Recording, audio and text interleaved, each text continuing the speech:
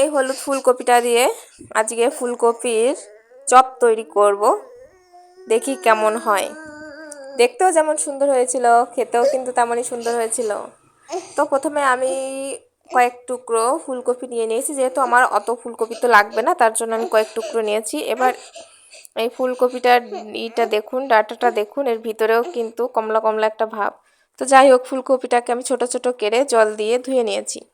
এদিকে একটা বাটিতে 1 চামচ কর্নফ্লাওয়ার, 1 চামচ বেসন, আর 1 চামচ ময়দা, আর 1 চামচ চালের গুঁড়ো, একটু স্বাদ মতো লবণ, হলুদ দিয়ে জল দিয়ে মেখে একটা ঘন ব্যাটার তৈরি করে রেখেছি। পাশে আবার কিছু মুসুর ডাল ভিজিয়ে রেখেছি অল্প কিছু।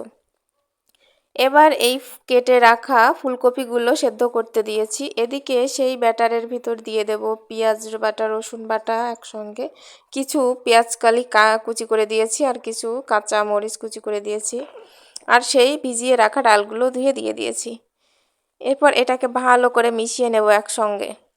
এদিকে ফুলকপিটা যখন এরকম পর্যায়ে আসবে তখন উঠিয়ে ধুয়ে ওই ব্যাটারে চুবিয়ে গরম তেলে দিয়ে ভেজে নেব। দেখতেই পাচ্ছেন আমি গরম তেলে অলরেডি ভাজা শুরু করে দিয়েছি, একটা দিয়েছি। এভাবে মাখিয়ে মাখিয়ে ব্যাটারটা এরকম ঘন হবে, কিন্তু ফুলকপিটা পুরো ডুবে যাবে। সেরকমভাবে ফুলকপিতে মাখিয়ে সবগুলো দিয়ে আস্তে আস্তে ভেজে নেব লাল লাল করে। এই যে দেখতে পাচ্ছেন লাল লাল হয়ে গিয়েছে, আমি এখন নামিয়ে নিচ্ছি।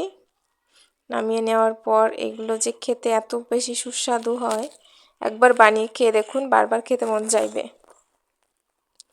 তারপর এই যে নামিয়ে নেওয়ার পর এবার হোমমেড সস, এই সসের রেসিপিটা আমার চ্যানেলে আগেই দেওয়া আছে, আমি নিজে বাড়ি তৈরি করেছিলাম।